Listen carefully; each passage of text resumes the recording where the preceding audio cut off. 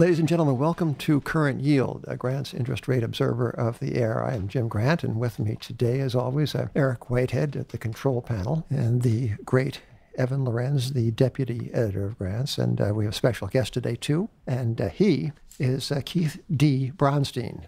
Now, Keith Keith and I went back. I don't know. I think, Keith, we first met during that little ruckus in 1937, the Panic in 1937. It might. I think it's about the It was right. Yes, it was right about that time. You're right. Keith has been associated during his long and most fruitful business career with the following institutions. A small sample, and here they are, in no particular order, certainly not chronological order, but the Chicago Sulfur Futures Exchange, the Chicago Climate Exchange, the Chicago Options Exchange, the Chicago Board of Trade, the Chicago Mercantile Exchange, University of Chicago, and finally the Chicago Cubs. And and he has, yes, we're now after having my elbow fixed, I'm contemplating my return. And Keith has in this most eclectic career has been involved in such things as electronic recycling, and I don't know, and he's a steward of the climate as well as of his family's substantial financial position, I guess I would say. Yeah. So Keith, welcome to Current Yield. Thank you. Lovely being here. Yeah. So Keith and I, as I said, I think, Keith, we first met during your time as I think you were the chairman of the Chicago Board of Trade Business Conduct Committee and other committees, and Correct. We spoke when I was writing editorials for Barron's in the Carter regime, I think, in the late 1970s, and it was a delight then. It is a delight now. And ladies and gentlemen, and Keith, the reason we are gathered here together is because of an email that Keith sent, a very prescient email having to do with the then dormant, but now rather stirring, distant months of the eurodollar futures contract. Sounds like a very arcane matter. Will you explain in a few well-chosen words? Well, do you want to hear the gestation of this idea or something more about what a eurodollar tell us what they are first, and then tell us why we ought to be paying attention, and tell us what the opportunities are. Okay, the eurodollar future is essentially a proxy for short interest rates in the United States. There are trillions of dollars and dollar equivalents priced off of eurodollar futures around the world. So it's a contract that is closely associated with interest rate policy and the actual Fed funds rate. Yeah. In the most current month, and as you go out the curve, it begins to build in what the marketplace expectations are for future changes. Right. So we have been collectively, up until fairly recently, been of the view, again collectively, that the Fed would continue to lift its intervention rate, the so-called federal funds rate, in stair-step fashion, the Fed being in control of events, mind you, and that this experiment, demonstration of the efficacy of the virtuosity, the Federal Reserve would play out with a more or less seamless return to normalcy, correct? Correct. Right. But your email suggests, Keith, that you found a wrinkle in that story. And what was the wrinkle, and what form does it take in the marketplace? Well, the wrinkle in the story actually was inspired by a talk given at the Grant's Interest Rate Observer Conference in April of the current year. And that talk was given by David Rosenberg. And Jim may remember me hitting him up about that talk not too long after that day that David Rosenberg presented. And his presentation, which I wouldn't even attempt to replicate in any way, had plenty of charts and graphs, and essentially was an overview of the current state of the U.S. economy, GDP, unemployment, inflation. A grand tour. A grand tour and equity valuations.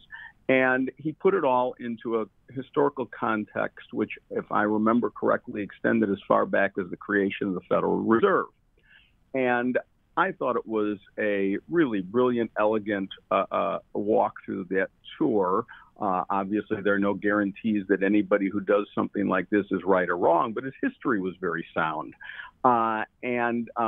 In making a forecast based upon his historical evaluation, David Rosenberg took a very mid-case scenario.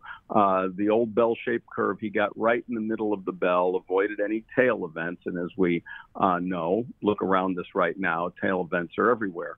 But he avoided that and just made a base case for about when the economic expansion should roll over, what would happen to equity valuations in that environment, and what the Federal Reserve response would be based upon historical precedent to that. And he made some projections based upon that mid-case. And I don't remember off the top of my head whether his mid-case Fed funds rate was minus 1% or minus 1.5%. But of course, he then parenthetically said, we all know that can't happen. We're not going to have negative interest rates in the United States. Everybody kind of nodded, including myself. But he said this gives you a magnitude of what should happen if it's just a middle case event. So that the general overview and that specific comment got me thinking about things. So if one were to prospect for a very low risk, high reward way to exploit just a mid-case historical outcome, is there any way to do it? Well, shorting equity indexes or FANGs or something like that is certainly not the way to do it. So I prospected a little deeper and was thinking about the Fed funds rate and went out in the eurodollar curve and discovered that one could go out 2 years and buy calls on eurodollar futures with roughly 2 years till expiration for a very, very nominal amount. So what's a nominal amount? A nominal amount is about $100 a contract for the calls. And of course, it becomes less nominal depending on how many you buy, but at least per unit, it was a nominal amount. And you'd have time on your side, getting well past what David Rosenberg has explained was a midpoint. All right. By the time you got the 2 years out, you were in a tail event in terms of time. At any rate, so this is kind of basically a return to normalcy or return to the mean idea. It's nothing terribly radical about expecting that a long business expansion would finally come to an end. Exactly. Well, Keith, and that's exactly what it was. So, Keith, ladies and gentlemen, we're going to pause just one moment to bring you the word from Fin, which is the organization that is going to save you time, money, and both. So, I used to look at my calendar first thing in the morning and think there's no way I'm getting all this done. I knew I needed help. And that's why some of us have started using Fin as our personal assistant.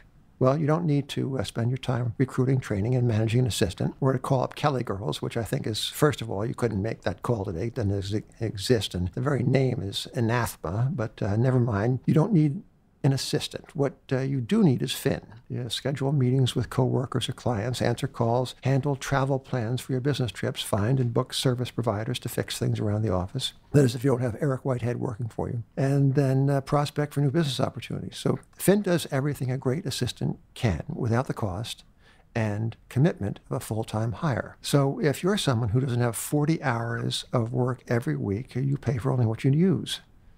Fin is available 24/7, 365 days a year. Never calling in sick. Got that, Eric? Never calling in sick or taking time off to visit obscure capitals of totalitarian regimes. So Fin has saved us 10 plus hours per week, and we know Fin will help you be more productive so you can grow your business. That's why I've arranged for you, all of you, to try Fin for free. Just use my link, Fin, fin.com/grant. That's Fin, fin.com/grant. Try Fin for free, fin.com/grant. So Keith, as we speak, there have been some disturbances in the equity market. And Evan Lorenz, who was sitting directly across from me, called my attention to what seems like a peculiar, indeed, in some respects, an Orwellian phrase. And Evan, why don't you fill in the listeners about what has been going on in Keith's neck of the woods in Chicago? Well, it's not just Chicago, it's the world. So the other night we learned that the chief financial officer of Huawei, which is one of the largest tech companies in China, was arrested in Canada on the behest of the U.S. This follows the weekend announcement that President Xi Jinping and President Trump are going to have a thawing in trade relations. This caused many people to panic and fear. And as the CME was opening up the equity market futures, there were way more sellers than buyers. So, and they halted the market something like 40 times so they could actually find more buyers than sellers, but they just kept on finding more sellers, and the markets kept selling off. Okay, so Keith, what about velocity exit events? Did they have any when you were on the board of the Chicago Board of Trade? No. So we had occasional velocity, but the marketplace seemed to find a way to find a market clearing price, and so it self-exited, if you will. So what do you make of this, Keith? As a long time not only a participant in, but also a governor of futures markets. Is this something new and different, or is this part and parcel of what we have come to expect? Well, I'll start with a little preamble that I'm very much a free market, dare I say, libertarian, and am always suspect of the heavy hand of regulation. Having said that, I think that I have had a burr in my saddle for years about what I'll just describe as VIX products. Now, VIX products aren't simply VIX. They are the vapor rub, right? Daughter. So, Pardon? VIX vapor rub or something else? Yes. VIX volatility products. Okay. And the problem I've had with these products are that I go back to the old school belief that when we're talking about equity markets, we're talking about performing a function of capital formation and allowing for a transference of risk between owners and who don't want to be an owner any longer and new owners. When you talk about commodity futures markets, you are talking about that's a fringe item. It's more of a transference of risk between producers and consumers, and investors/speculators are there to facilitate that risk transference and also take on that risk when there's an imbalance between who wants to hold it and who doesn't. Okay. It's in the actual use and production cycle of a commodity. I have read tomes by PhDs. I've listened to exchange officials and innumerable fund managers who are proponents of VIX products, all because they make money promoting the products. I've yet to be convinced that these products produce any of the things that I mentioned, which is why these markets exist. So they've grown and spiraled, and more capital has been committed to just a devotion to VIX products. Keith, first of all, I got the term wrong. It's velocity logic event. It's a term that just rolls off the brain, and it connotes no real information, but it means that we didn't like where the prices were, so we're shutting down the market, and please reevaluate your bids. But they shut down the market something like 40 times last night because there were too many sellers. First question, does the CME, whenever it's sees the E-minis for the S&P 500 start rising too much, do they actually shut down the market so they can find more sellers? No. Why is that? Why is there not a symmetrical look, for velocity on the upside as velocity on the downside? Does velocity on the downside the only kind of velocity that counts? I think that downside velocity is viewed as harmful, and the entire thing is an Orwellian conception. It is. You said regulation, but this isn't the CFTC or the SEC coming to the CME saying, we really don't like the prices today. This is the exchange itself saying, we don't like the prices today. Basically, that's true. Now, they're doing it under the guise of market stability, and they're, implied here is that instability is bad when it occurs with prices declining. Instability is not considered instability when prices rise. So at grants, we call the downside the value restoration project. And it looks like it's laboring under a great deal of opposition. Although, I have a question for you, Keith, with respect to news and its impact on market prices. So the event that Evan mentioned, the arrest in Canada at the behest of American authorities of this Chinese businesswoman, this was known to both China and the United States, of course, days ago, right? I think, didn't the arrest occur November 30th, maybe? So either that or the first. All right, so many days ago. December 1st, maybe. Right, so My question is this. In a bull market, would not that news have been written off and discounted? Somebody would have said, well, that's old news, doesn't matter. But isn't the characteristic of a bear market that bad news is not discounted, but rediscounted and chewed over and fretted about and perseverated about?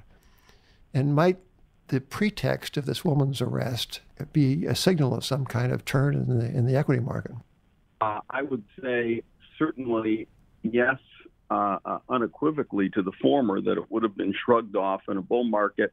The marketplace would have said, oh, they'll work this out. They'll fix it. This is just some puffing up of chests for some reason that we don't know about, but then she'll be repatriated and all will be well. And I agree with you that in a bear market, this becomes a major event. I wonder, when I saw it, I thought to myself, well, what if, and I was grasping for names of like second in command. So I'm not specifically using this name or this company for any reason other than grasping for something that everybody knows. What if Sheryl Sandberg was on a visit to Vietnam or Cambodia or Taiwan, and at the behest of the Chinese government was arrested there and then requested to be repatriated to stand trial in China? What would be the U.S. response, and what would that appear to be? I think not a few privacy advocates would actually rally on that one. Yeah, I think it would appear to be a pretty nasty thing. So I don't know the details of this, but if that's a reasonable metaphor for the situation,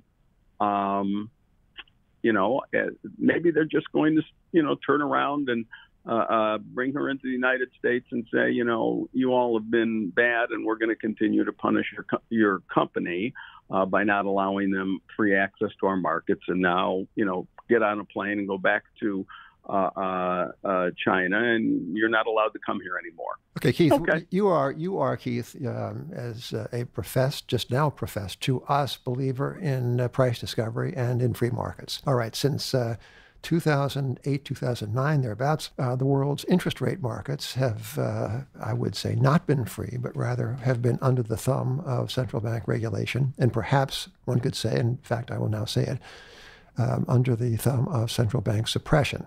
Now, if that is true, and I know it's a contentious point, but if indeed interest rates have been suppressed for 10 years, the most critical prices perhaps in capitalism, interest rates, if they have been suppressed for this length of time, what might be the consequences in the capital markets? Well, I'd start by saying debt trumps equity.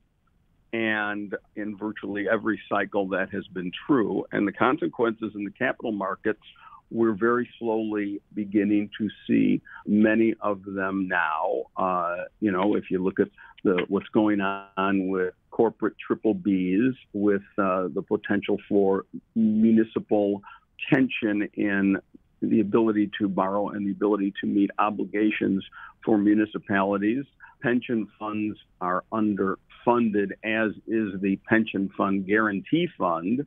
And in a way, with QT progressing, we're certainly seeing a destruction of liquidity. The liquidity was artificial, which is the point you're making. And the response to that, and particularly because of the length of time of that artificiality, I think we're seeing it now. I mean, how many trillions of dollars? I mean, there are definitive numbers on this. How many trillions of dollars were used for stock buybacks and for dividends that were essentially funded by debt by not necessarily the most creditworthy corporate entities? All of these things are beginning to bubble up, and my guess would be that there will be critical problems that will show up in the high yield market. Okay, let's get back to Keith. Let's get back to the eurodollar futures markets. So the Fed, has its institutional dignity to defend. It is on a course to normalize, and there have been a few throat-clearing speeches by senior Fed officials indicating that they certainly are data dependent, and they are certainly not bound and determined to do what they had indicated they might do. They are sensitive and thoughtful people. All right. So is this not the perhaps to a reversal in monetary policy. And let us say that instead of throat clearing, these same Fed officials come out and say, we are going to reverse course.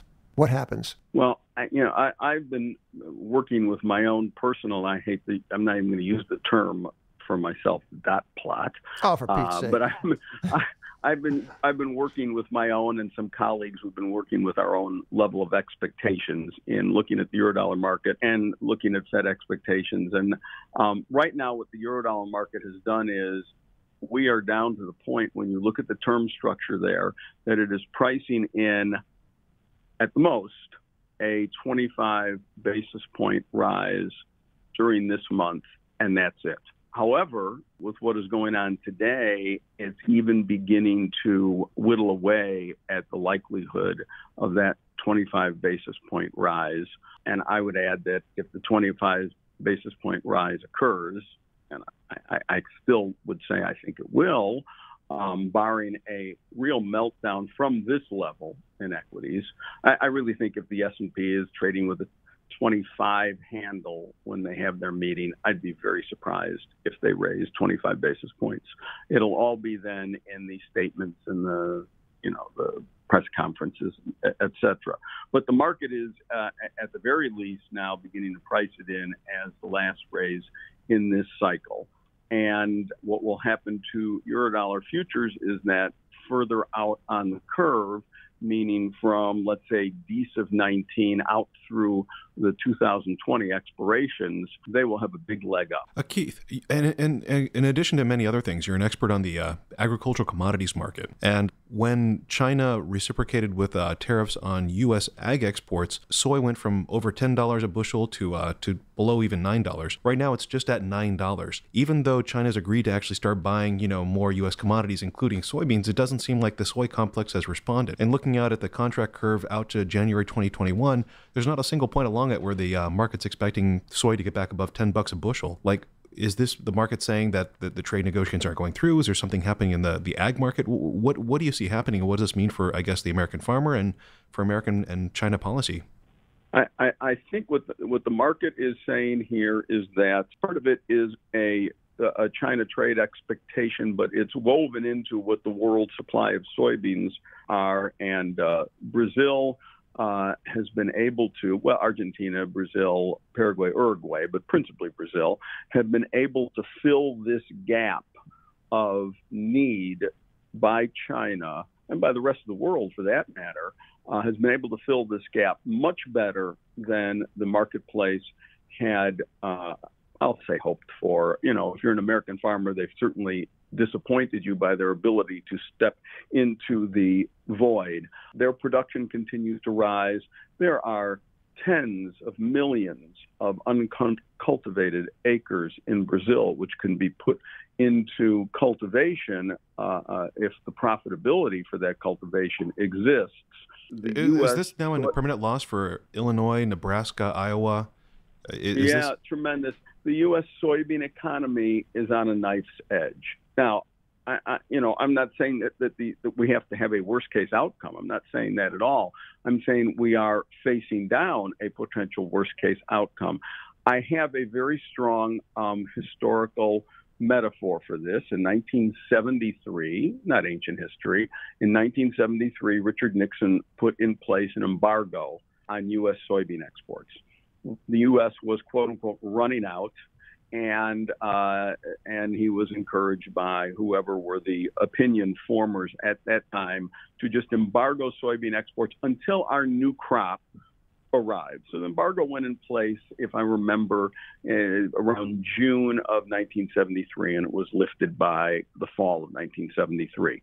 But that embargo sent a shockwave through world consumers of soybeans, and the Brazilian soybean industry was, when I mean it was in its infancy, there were a handful of seeds in the ground, principally being guided by Peace Corps workers from the U.S. with agricultural backgrounds that were helping Brazil raise itself. And it were particularly Japanese multinational firms that invested heavily in generating soybean production in Brazil, financing the generating of soybean production because they didn't want to ever be faced with that loaded gun pointing at them again, saying you can't have any. So the U.S. soybean economy went through a very bad period of years. It got a slight lift in 1974 because we had a horrific drought. So therefore, production fell, prices rose, but that was unsustainable. It was a matter of months, if I remember correctly. And we really fell off a cliff. And it took until well into the 1980s to rebuild our position of being the principal supplier, the go-to guy for world soybean users.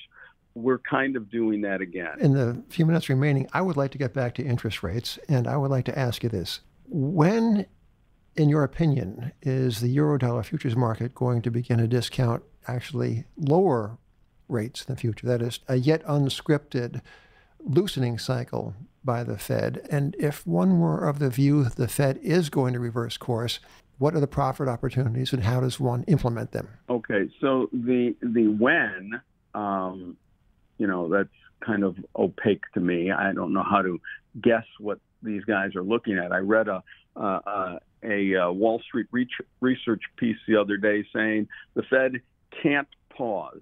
I emphasize the word can't pause because the unemployment rate will fall to 2%. Uh-huh. What's the logic of that? I don't know, but it was from a prestigious Wall Street firm. I don't know what that means. I don't know how people think. I don't know how the Fed. I don't know how the Fed governors. There's no cant in markets. Anything's possible. We've learned. Yes.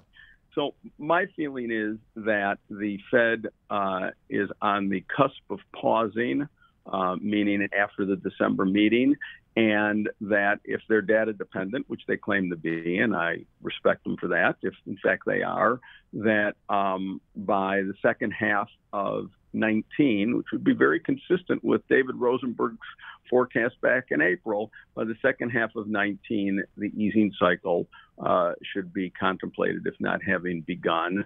And the opportunity is I would continue, I wouldn't be a buyer of anything today, but I would continue to be a buyer of calls on June 2020 SEP, DEES 2020 eurodollar futures. And probably the calls I would be looking at now, given the way the market has moved, is 97.5 or 98 calls. Or anything in between would be the optimal purchase now. A week or so ago, 97.5, even down to 97 was doable. But, prices have moved. So that's there's my time and price expectation, subject to change. Well, to give one would be generous. To give both is extravagant. So Keith Bronstein, thank you for being with us. And ladies and gentlemen, thank you for listening. Hey, and I guess a word about grants. Keith, do you know that next week we are moving our office to 233 Broadway, the Woolworth Building in Lower Manhattan, which is where it all started here at Grants 35 years ago. And people say, I don't know where they get this. Some people say I'm like bearish, always negative. I have signed at the age of 72 a 10-year lease. Now, is that not bullish? Yeah. I think that's very bullish. That might go beyond bullish to reckless, but it has happened. So, ladies and gentlemen, thank you again for listening and for listening to this last advertorial. And Keith, I'll talk to you soon. Thank you, Jim. Good to talk to you, Evan. Okay. Thank Bye-bye. you. Happy and merry, Keith. So long. You too. Bye.